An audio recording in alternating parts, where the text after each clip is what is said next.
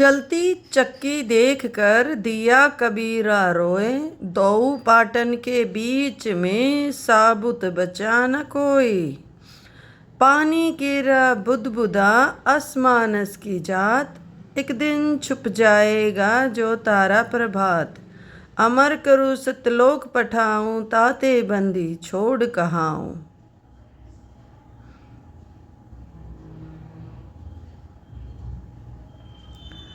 गरीब साहिब से सतगुरु भये, सतगुरु से भये संत। धर धर भेष विशाल अंग, खेले आदि और अंत।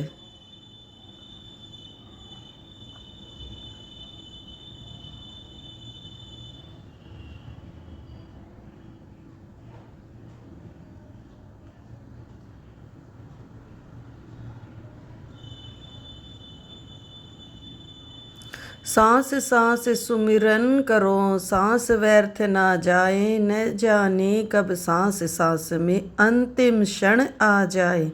ऐसे ही संत रामपाल जी महाराज के सत्संग सुनने के लिए जुड़िए हमारे चैनल के। जो बुराई ना करती, अपना नेक नीति से रहते हैं, वो यदि भगवान का सिमरण करते हैं तो उनके द्वारा किए गए धार्मिक यानी शुभ कर्मों यानी वो भक्ति सिमरण साधना उपासना, यहाँ उपासना से संबंध है सभी का कि उपासना चाहे देव अच्छी आत्मा करें और चाहे जनसाधारण करें, उन सब के पाप को परमात्मा नाश कर देता है। अब जैसे किसी का थोड़ा पाप है, जिसी के कम पाप हैं वो जल्दी खत्म हो जाएंगे उसी एक माचिस की तिल्ली तक, और जिसके घने हैं जैसे किसी का सूखा घास पूरा भरा पड़ा है खेत, तो उसी तिल्ली ने उस सारे को भी नष्ट कर देना है। मान लीजिए कोई ज्यादा अपराधी है, जैसे सदना जी जो कसाई का काम किया करता था, अजामेल जी, और भी बहुत से प्रमाण दिए हैं, वैसा थी गणका बेटी, तो उन्होंने कितने पाप किए, वो उन्होंने ज्यादा पाप इकट्ठा कर रखा था, और जो दूसरे अच्छी आत्मा थे उनके पाप थे तो उनके भी पर उनके कम थे, पर उस सीख की तिल्ली ने तो दोनों को ही नष्ट कर देना है। तो यहाँ यजुर्वेद का यही प्रमाण है कि चाहे अच्छी आत्मा है वो भगवान की भक्ति करे, उनके भी पापों को अपराधों को परमात्मा पूर्ण ब्रह्म नष्ट कर देता है। और चाहे पिता करे चाहे कोई करे, मैं करूं चाहे अनजाने में हो जा, फिर वो अनजाने के हुए पापों को भी वो नष्ट कर देता है। और जब तक हम पूर्ण परमात्मा की शरण में नहीं आते तो फिर हमें दोनों ही भोगने पड़ते हैं, पुण्य भी और पाप भी। पुण्य स्वर्ग में और पाप नरक में, 84 लाख योनियों।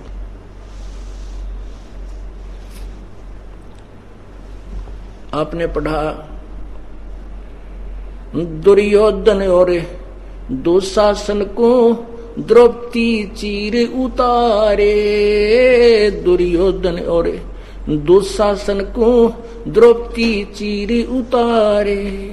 अंधे को पीन दी थी वो बढ़ गए अंत अपारे, मन तू पावेगा अपना किया रे, भोगेगा अपना किया रे। आगे फिर क्या है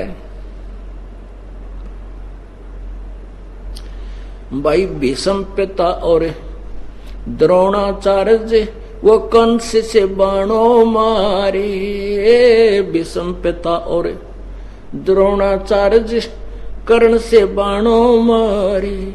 महाभारत में टटीरी के राखे वो घंटा टूट पड़ा रे, मन तू पावेगा अपना किया रे, भोगेगा अपना किया रे।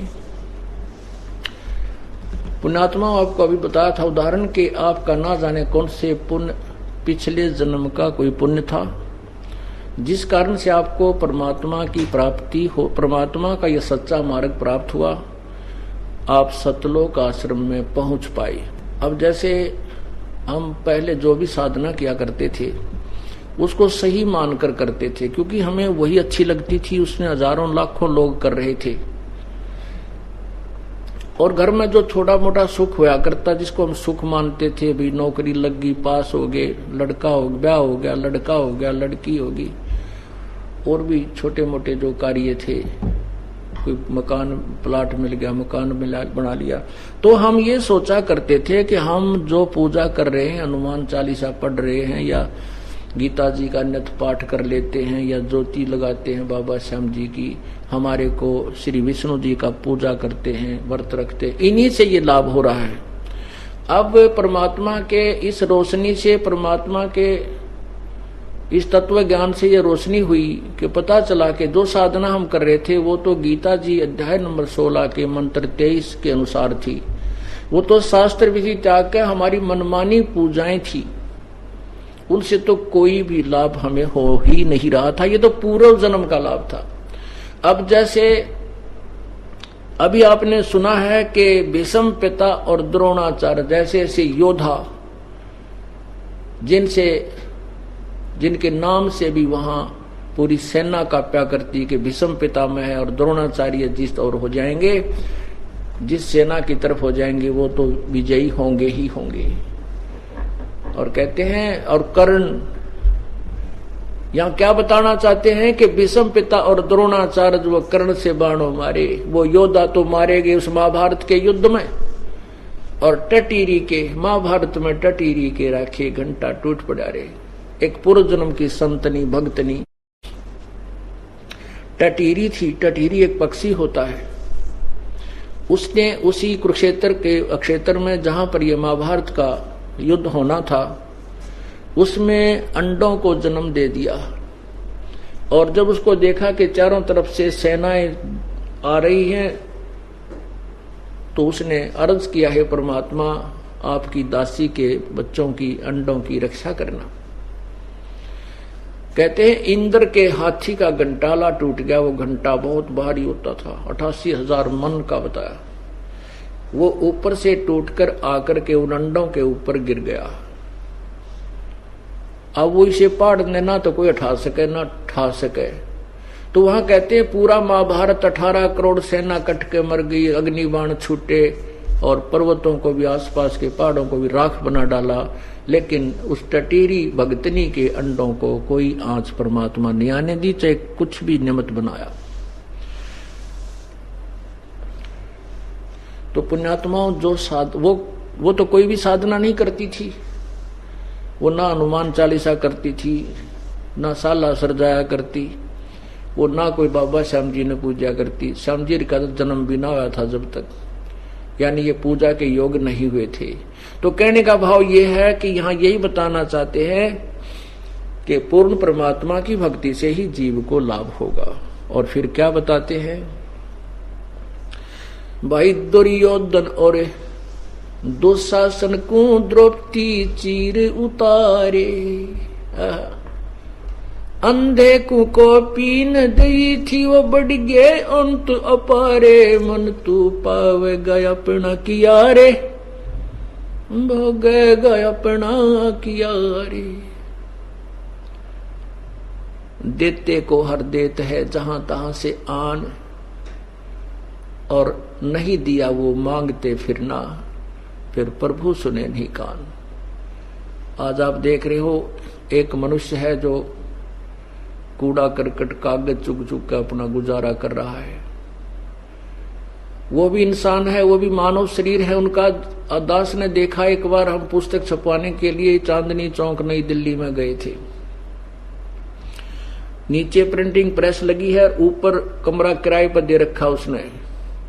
उस कमरे को 3 पोर्शन बना रखे मजदूरों ने, जैसे ट्रेन के अंदर डिब्बे में कंपार्टमेंट में सीट होती हैं नीचे और ऊपर, ऐसे उन्होंने उस बना रखी। और उस पर 4-4, 5-5 तले, 4-5 ऊपर, 4-5 तीसरे पर, ऐसे टाइम पास कर रहे हैं।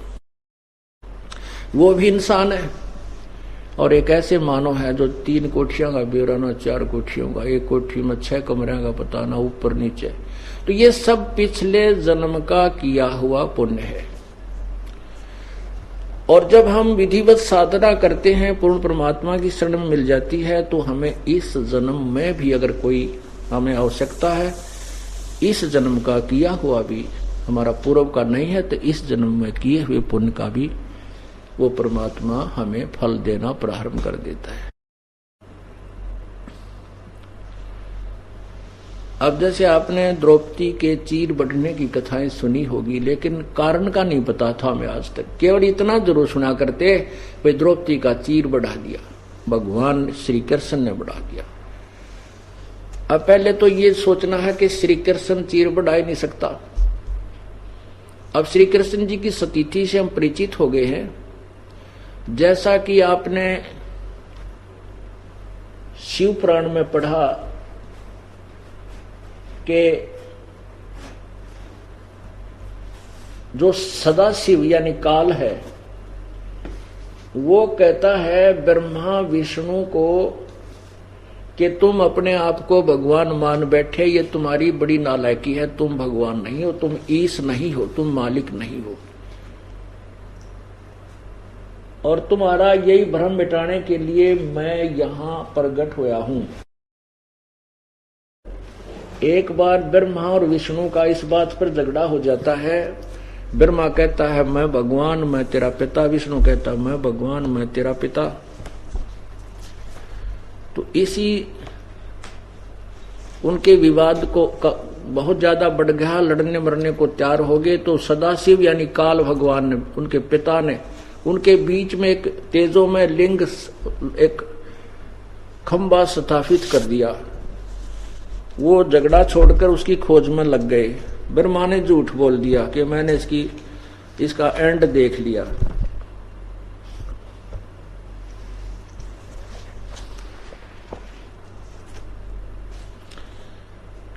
तो उसका एक सिर काट दिया। 5 सिर थे ब्रह्मा जी के।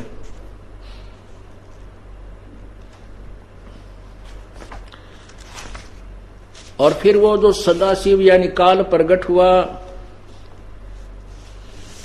उसने फिर उन दोनों को कहा कि तुम नालायक हो। ये देखिएगा,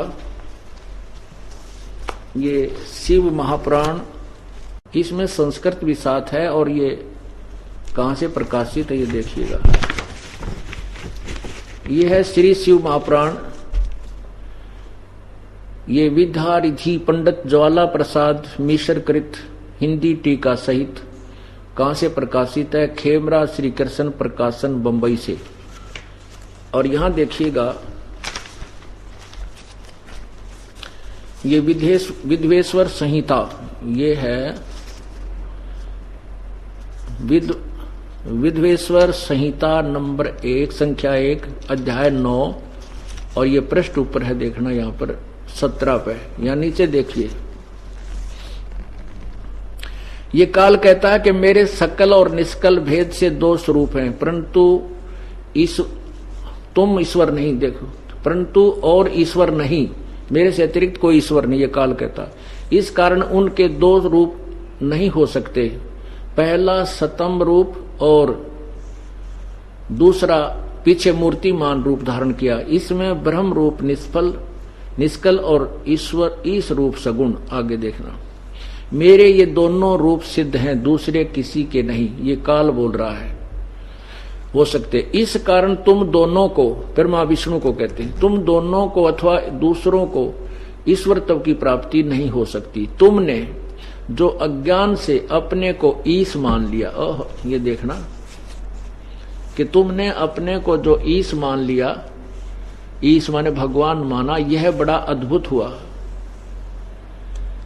इसके दूर करने को ही मैं रण स्थान में आया। अब तुम अपना अभिमान त्याग कर मुझ ईश्वर को अपनी बुद्धि लगाओ। मेरे प्रसाद से लोक में सब अर्थ प्रकाश करते हैं। नीचे देखिएगा, मैं ही परब्रह्म हूं, ये काल बकवाद कर रहा है। मैं ही परब्रह्म हूं, मेरा ही कल अकल सब है। ब्रह्म होने से मैं ईश्वर हूं। अनुग्रह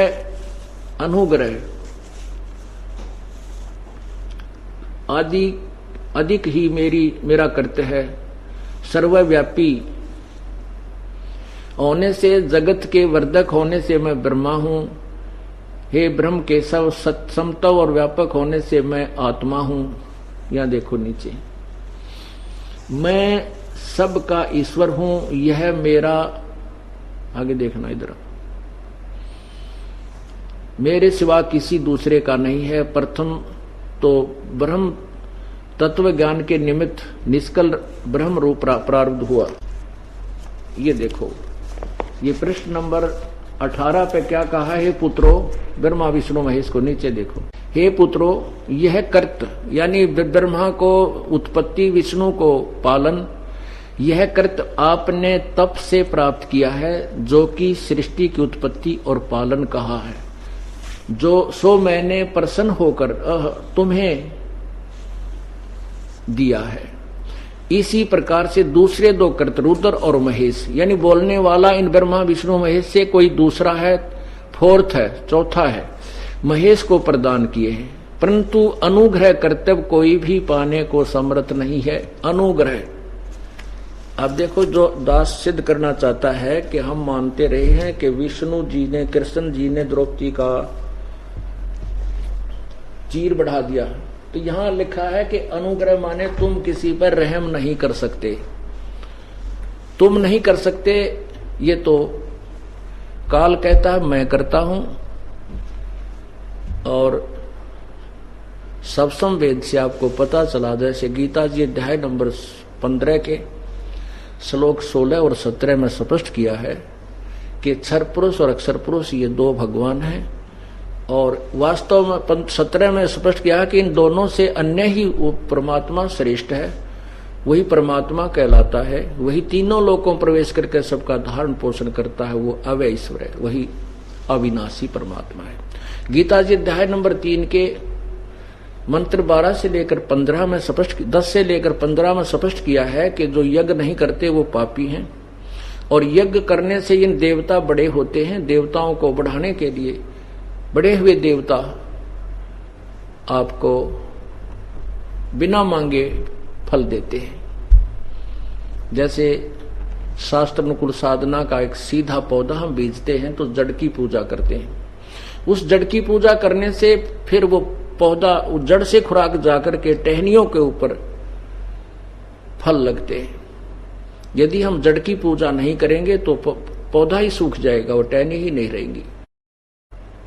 गीता जी अध्याय नंबर 3 के 14-15 में लिखा है कि सभी प्राणी अन्न से उत्पन्न होते हैं, अन्न वर्षा से होता है, वर्षा यज्ञ से होती है, और यज्ञ शुभ कर्म से होते हैं। कर्म लगाए ब्रह्म ने, ब्रह्म की उत्पत्ति हुई अविनाशी परमात्मा से, और वो अविनाशी, वो परम अक्षर ब्रह्म ही, पूर्ण परमात्मा ही सभी यज्ञों में प्रतिष्ठित है। वही पूजा, उसी को पूर्ण परमात्मा को ही की पूजा करने से सभी यज्ञ सफल होती हैं। कोई भी चीज हम दान करते हैं, दान यज्ञ, धर्म यज्ञ, ज्ञान यज्ञ, दान यज्ञ, जो भी हम या साधना करते हैं, उसी परमात्मा के निमित्त करने से वही हमें फल देता है।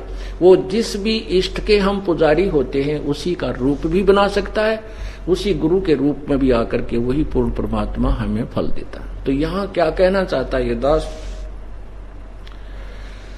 कि द्रौपदी जी के पूर्व जन्म का कोई पुण्य नहीं था, उसके ऊपर ये आपत्ति आनी थी, और हम कबीर परमात्मा की आत्मा है। काल भगवान ने हमारे सुख, हमारे लिए कोई लेना देना नहीं है। हम चाहे दुख पावें, चाहे हम नरक में जावें, उसने तो हमारे से अपना उल्लू सीधा करना है। और हमारे जो पिताजी, हमारे पिता हैं, उन्हीं की आत्मा को ठेस पहुंचती है कि मेरी ये प्यारी आत्मा आगे जाकर के कैसे कष्ट पाएगी, कैसे दुख होगी, इसको कहां कैसे सुख दिया जा सकता है। अब जो भी आज देव बना है, ब्रह्मा विष्णु महेश बना है, या कोई अन्य राष्ट्रपति बना है, प्रधानमंत्री, ये पहले कभी ना कभी किसी समय में परमात्मा कबीर प्रभु की शरण में आए हुए थे। उन्होंने उन्हीं के बताए अनुसार विधिवत कुछ साधनाएं कुछ समय की हुई हैं, जो अब सच साधना पर नहीं लग रहे हैं, तो अपने पूर्व जन्म के पुण्यों को नष्ट कर रहे हैं। तो ऐसे ही परमात्मा को फिर उस आत्मा जो कभी परमात्मा से संबंधित रही है किसी भी युग में, कहते हैं, परमात्मा कह रहे हैं कि जो जन मेरी शरण है, ताका हूं मैं दास, और गेल गेल लाग्या फिरूं जब तक धरती आकाश। उसी विधान अनुसार परमात्मा इस द्रौपदी के पीछे पीछे था। तो ये देवी का अवतार थी, दुर्गा का अवतार। अवतार का अर्थ ये नहीं होता कि वो स्वयं ही होती है, क्योंकि वो अपने वहां से, अपने शरीर से उसके पास एक पावर है, अपनी सबद सिद्धि से वो अन्य आत्मा प्रकट करके और भेज देती है। तो ये द्रौपदी वाली आत्मा परमात्मा की शरण में रही थी, जिस कारण से प्रभु को मालूम था कि इसके ऊपर आपत्ति आएंगी। इनकी हिस्ट्री, इसके जीवन हिस्ट्री में ऐसा लिखा है। तो प्रभु ने स्वयं ही लीला की।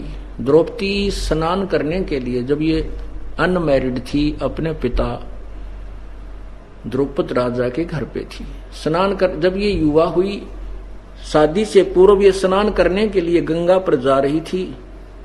गंगा के दरिया के ऊपर एक लड़कियों के नहाने का एक स्थान बना रखा था, जिसको लेडीज घाट बोलते हैं, जनाना घाट। तो वहां अपनी सैकड़ों सहेलियों के साथ प्रतिदिन द्रौपदी स्नान करने जाया करती थी।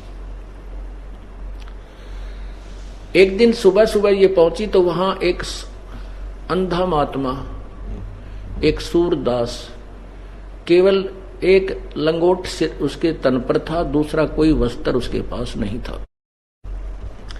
वो स्नान कर रहा था गंगा में। स्नान करते समय उस भक्त की, उस संत की वो कौपीन जो लंगोट बांध रखा था, वो उसकी वो डोरी टूट जाने से जल में बह गई, वो निवस्त्र हो गया। उधर से लड़कियों की आवाज सुनाई दी, क्योंकि लड़कियां जा रही थी, बोलती बतलाती, कोई चर्चा कर रही थी। सैकड़ों लड़कियों की आवाज दूर से सुनाई देती है। तो और गहरे जल में चला गया। वो छाती के यहां तक जल में चला गया और ऐसे हाथ मारने लगा जैसे कोई खोई हुई वस्तु को ढूंढ रहा हो। द्रौपदी ने जाकर देखा कि सामने दरिया में एक साधु स्नान कर रहा है। पुण्यात्मा जो होती हैं वो संत भगत को देखकर बड़ी प्रसन्न होती हैं, चाहे वो राजा है चाहे रंक है। अब द्रौपदी ने सोचा कि ये साधु स्नान कर रहा है, हम भी स्नान कर लेते हैं।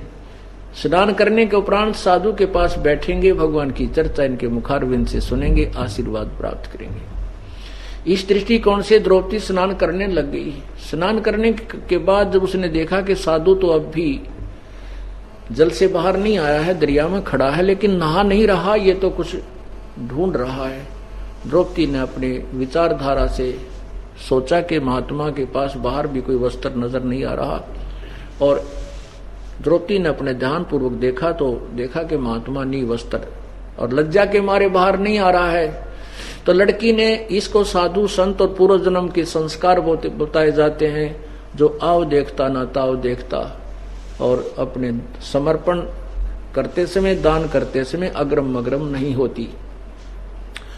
तो उसने क्या देखा कि कोई वस्त्र उस लड़की के पास नहीं था, साड़ी थी, एक नहाकर पहनने के लिए ले गई थी, एक वो पहन रखी थी। तो उसने अपनी साड़ी जो बांधने के लिए नहाने के बाद लेकर गई थी, उसी में से एक गट यानी 8-9 इंच एक बिलांत का कपड़ा ऐसे फाड़ा और जल में बहा दिया। वो साधु क्योंकि उसको दिखाई नहीं दे रहा था, उसके साथ से दूर से निकल गया, महात्मा के हाथ नहीं लगा। ऐसे उस लड़की ने 7-8 बार कपड़ा फाड़ा और उसमें फाड़ फाड़ के पानी में डालती रही। अब साधु के हाथ नहीं लगा, और आधे से ज्यादा साड़ी जो लड़की ने फाड़ करके जल में डाल दी। तो उसने सोचा कि ये ऐसे बात नहीं बनेगी, महात्मा नेत्रहीन है। तो उसने एक लंबी लकड़ी ढूंढी जंगल तक, और उसके ऊपर फिर एक बिलात और 8-9 इंच का टुकड़ा फाड़ कर उसके लपेटा देकर और लंबी लाठी करके महात्मा के जो हाथ लगा रहा था, ऐसे ऐसे कर रहा था, उसके आगे कर दी। तो जो ही उस साधु के हाथ लगा वो कपड़ा, उसने तुरंत उसको पकड़ लिया और शुक्र मनाया, जैसे लीला करते हैं कि हे परमात्मा तेरा भला हो। बड़ा मापे का, यानी बिल्कुल जितना चाहिए था उतना वस्त्र भेज दिया। फिर उस साधु ने देखा हाथों से कि ये तो भाई आम कपड़ा नहीं, किसी बेटी बहन का साड़ी का वो सुंदर चीर है। तब उसने पता लगा कोई बेटी आसपास खड़ी है और उसी ने ही ये तेरे को सहयोग दिया। तब उसने आशीर्वाद दिया कि बेटी भगवान करे, पर आज तने मेरा पर्दा रखा है, भगवान करे तेरी इज्जत भगवान बचावे और तने गणाए दे। कहते हैं साधु वचन पलटे नहीं, चाहे पलट जावे ब्रह्मांड। और वो साधु कौन थे? कहते हैं 100 छल छिद्र मैं करूं अपने जन के काज। वो कबीर परमात्मा स्वयं ही ना जाने किस रूप में कहां प्रकट होकर के अपने पुण्यात्मा की आपत्ति को टालने की व्यवस्था बना जाता है।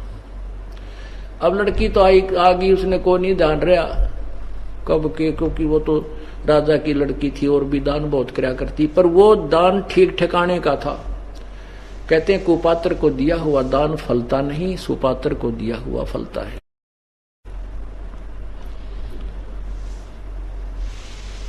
तो वो फिर क्या होता, जब लड़की का ब्याह, द्रौपदी का ब्याह हो गया और फिर जुए में वो पांचों पांडव द्रौपदी को भी हार जाते हैं।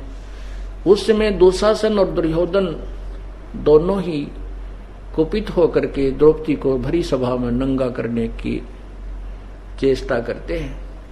और वहां पर भीष्म पितामह, द्रोणाचार्य, कर्ण जैसे विद्वान भी बैठे, विदुर जी भी बैठे, पांचों पांडव भी बैठे, और दुर्योधन की तो वो सैकड़ों की सेना बैठी थी। अब द्रौपदी को पकड़कर जब लाने लगे महल से, तो बांदी ने कहा कि द्रौपदी आपको जुए में हार चुके हैं पांडव, और आज दुर्योधन तुझे नंगा करेगा सभा में। और वहां भीष्म पितामह, द्रोणाचार्य, कर्ण जी और सब बैठे हैं, तेरी बेइज्जती करेंगे। द्रौपदी ने कहा कि बावली ऐसे कभी हो सकता है जहां भीष्म पितामह जैसे महापुरुष बैठे, ऐसा आज तक कहीं हुआ है? ऐसा सभा में ऐसा हुआ हो? है क्यों झूठ बोलती है, चुप रहे। इतने में दुशासन चला गया और उसके केस पकड़ के, बाढ़ जो खुले छोड़ रखे वो पकड़ के केस और बाहर घसीट के ले आया। सभा में देखा कि पांचों पांडव बैठे हैं और द्रौपदी ने उनकी तरफ याचना करनी चाहिए रक्षा के लिए, लेकिन पांचों ने नीची गर्दन कर ली, क्योंकि वो हार चुके थे, बंध चुके थे जुबान से, मर्यादा से। फिर उसने भीष्म पितामह, द्रोणाचार्य और कर्ण से पुकार की कि मेरी रक्षा करो। उन तीनों ने भी कुछ भी जवाब नहीं दिया। विदुर खड़ा हुआ, विदुर ने कहा, अरे नालायकों क्या कर रहे हो तुम, अपनी इज्जत आप उतार रहे हो, पांडव और कौरवों की इज्जत में कोई तुम अंतर समझते हो? कहते हैं दुशासन ने अपने चाचा विदुर को थप्पड़ मारा और वो वहां से निकल गया। पुण्यात्माओं, ये कुछ इन कहानियों कथाओं से हमें बहुत कुछ शिक्षा ग्रहण करनी होती है और उसके बाद फिर उन पर हमने अमल करना है।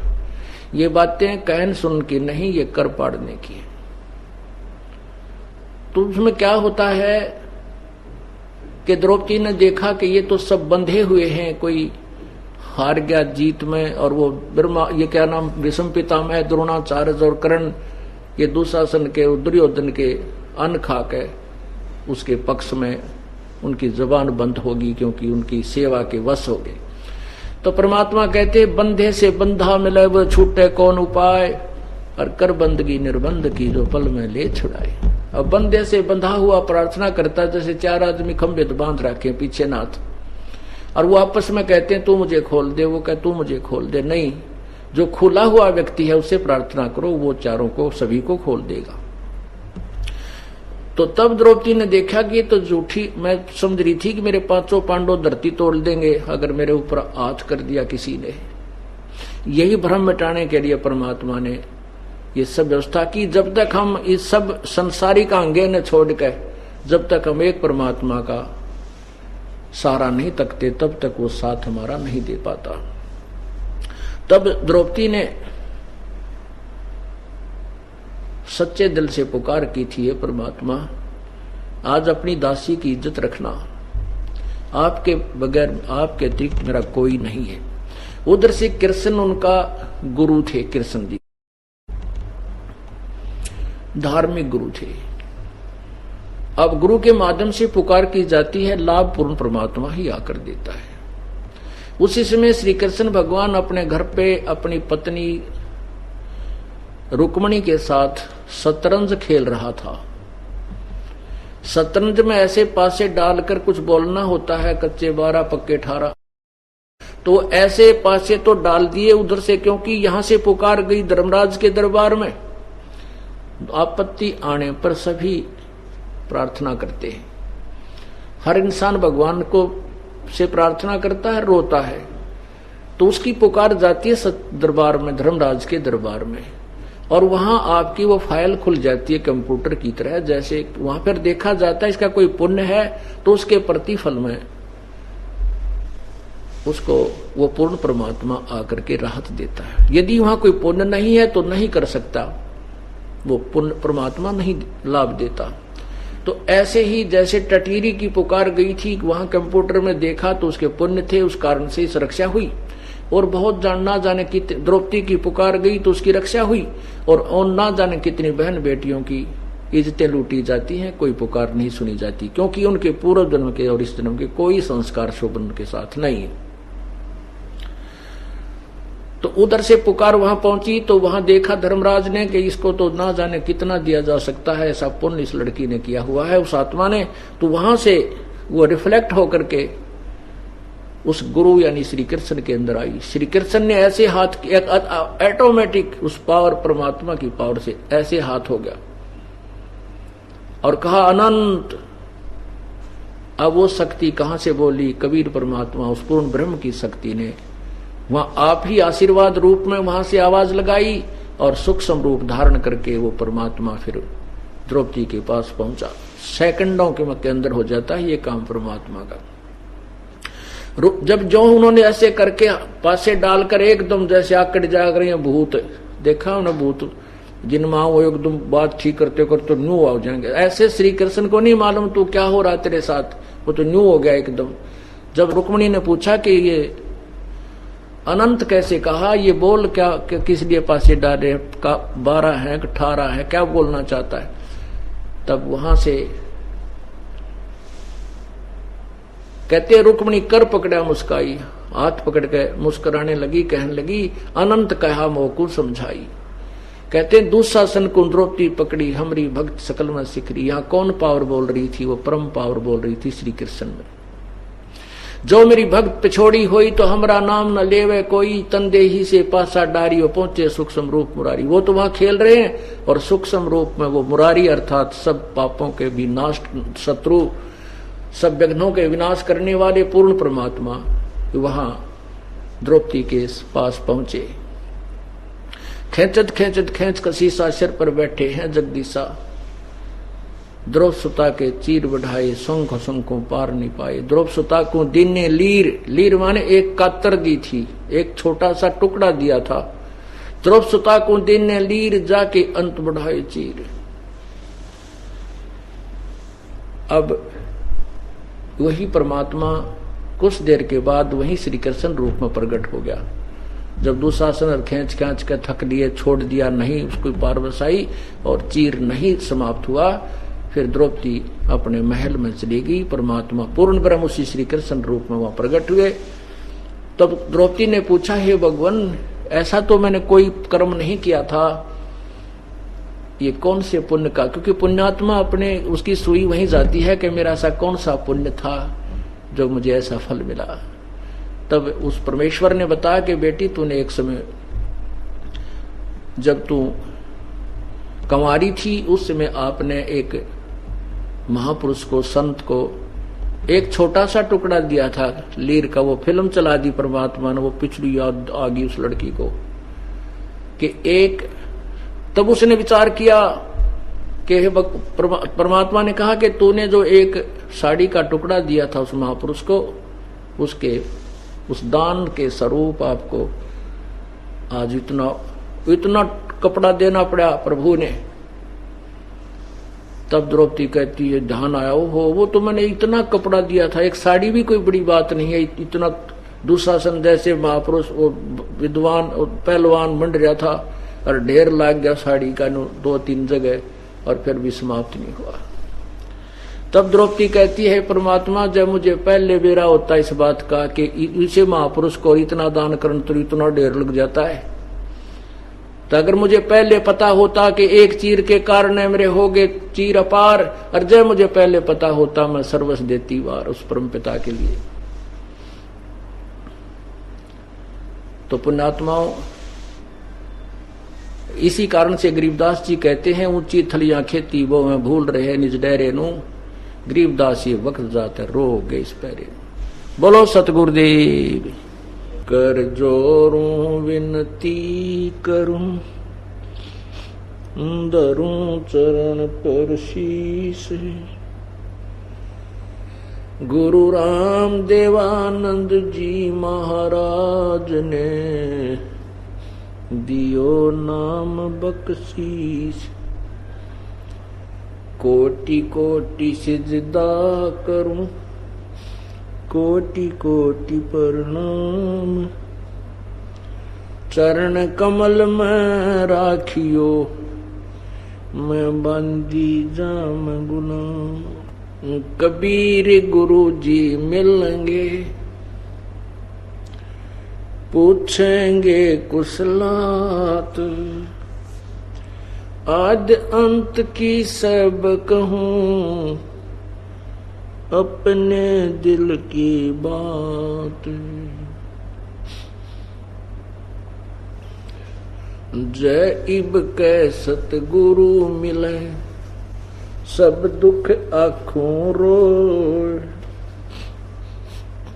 चरणों ऊपर शीस धरूं, कहूं जो कहनी हो। जय इब के सतगुरु मिले, सब दुख आँखों रोए। चरणों ऊपर शीस धरूं, कहूं जो कहनी हो। कबीर गुरु जी मिलेंगे, पूछेंगे कुशलात, आद अंत की सब कहूं, अपने दिल की बात। गुरु जी तुम ना भूलियो, चाहे लाख लोग मिल जाएं, हमसे तुमको बहुत हैं, तुमसे हमको नहीं। तुम्हारे विसारे क्या बने, मैं किसकी शरण में जाऊं। शिव विरंच मुनि नारद, तिनके हृदय न समाऊं। अवगुण किए तो बहुत किए, अवगुण किए तो बहुत किए, करत न मनिहार। बावे बंदा बख्श दियो, बावे गर्दन उतार। अवगुण मेरे बाप जी, बख्शो गरीब नवाजे। जो मैं पूत कपूत हूँ, बोर पिता को नाज। मैं अपराधी जन्म का, नक्सक भरे विकार। तुम दाता दुख भंजना, मेरी करो संभार। कुत्ता तेरे दरबार का, मोतिया मेरा नाम।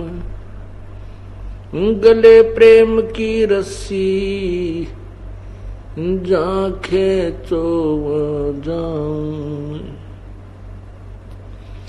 तो करो तो बावड़ू, दूर दूर करो तो जाऊं। जो राखो त्यों ही रहूं, जो देवो सुख। बंदी छोड़ दयाल जी, तुम तक हमारी दौड़े। जैसे कागज हाज का, अब सूजत और न ठोरे। नर नर सुन रे मूड गंवारा, भाई राम भजन तत्सारा। नर सुन रे मूड गंवारा, भाई राम भजन तत्सारा। राम भजन बिन बैल बनेगा, शुक्र स्वान शरीरम। कौवा खर की दे दरोगे, मिटे नया तकसीरम। राम भजन बिन बैल बनोगे, शुक्र स्वान शरीरम। कौवा खर की दे धरेगा, मिटे नया तकसीरम। कीट पतंग भवंग होत है, गिद्दड़ जम्बक जूनी। बिना भजन जड़ वृक्ष कीजिए, पद बिन काया सूनी। कीट पतंग भवंग होत है, गिद्दड़ जम्बक जूनी। बिना भजन जड़ वृक्ष कीजिए, पद बिन काया सूनी। भक्ति बिना नर खर एक है, जिन हर पद नहीं जान्या। पार ब्रह्म की परख नहीं रे, पूज मरे पाषाण। सथावर जंगम मैं जगदीशम, व्यापक पूर्ण ब्रह्म बिनानी। निरालंब न्यारा नहीं दर्शे, ये भुगते चारों खानी। तोल न मोल वजन नहीं आवे, अस्थिर आनंद रूपम। घटमठ में तत् से तीनारा, वो सोहम सत्य स्वरूपम। भाई बादल छा ओस का पानी। तेरा यो उन्माना, आठ पटन कृत्रिम सब झूठा। ये सृंचक सुख लपटाना। नर आकार निर्भय निर्वाणी, सुरत निरत निरतावै। आत्म राम अतीत पुरुष को, गरीब दासियों पावे। नर सुन रे मूड गंवारा, भाई राम भजन तत्सारा। परमपिता परमात्मा कबीर परमेश्वर, हम काल जाल में फंसी हुई अनजान आत्माओं को अपने यथार्थ स्थान सतलोक की जानकारी कराने के लिए आते हैं, और फिर अपनी प्यारी आत्माओं को अपना निज स्थान सतलोक कुछ एक आत्माओं को दिखाते हैं, फिर उनको वापस संसार में छोड़ देते हैं, ताकि वो आने वाले भक्ति युग में, भक्ति समय में, अब ये भक्ति समय चल रहा है, इसके लिए परमात्मा अपने गवाह बनाकर छोड़ गए थे, जिनमें से आदरणीय धर्मदास साहिब जी, आदरणीय मलुकदास साहिब जी, आदरणीय दादू साहिब जी, आदरणीय नानक साहिब जी, आदरणीय घीसा साहिब जी, आदरणीय गरीबदास साहिब जी। उन आधा दर्जन गवाहों में से आदरणीय गरीबदास साहिब जी की अमृतवाणी अर्थात आंखों देखा सतलोक का विवरण और परमात्मा पूर्ण ब्रह्म कबीर परमेश्वर की महिमा उनके द्वारा दिया वो सवसंवेद, उसी ज्ञान को गरीबदास साहिब जी ने अपने मुखारविंद से परमात्मा के दिए हुए ज्ञान को उच्चारण किया है, वही लिपिबद्ध किया हुआ वो दास आपको सुना रहा है। इसमें क्या बता रहे हैं? नर सुन रे मूड गंवारा, भाई राम भजन तत्सारा। परमात्मा, राम माने भगवान, प्रभु पूर्ण परमात्मा, उस पूर्ण परमात्मा की भक्ति करना ही इस मनुष्य जीवन का निष्कर्ष है, तत्व है, सार है। कबीर मानुष जन्म पाय कर जो नहीं रटे हरि नाम, जैसे कुआ जल बिना फिर बनवायो क्या काम। परमात्मा कबीर परमेश्वर जी अपनी अमृतवाणी में कहते हैं, यदि मनुष्य शरीर प्राप्त करने के उपरांत यदि हम परमात्मा की भक्ति नहीं करते हैं तो हमारा ये मनुष्य शरीर ऐसा है जैसे कि जिस कुएं में जल ना हो।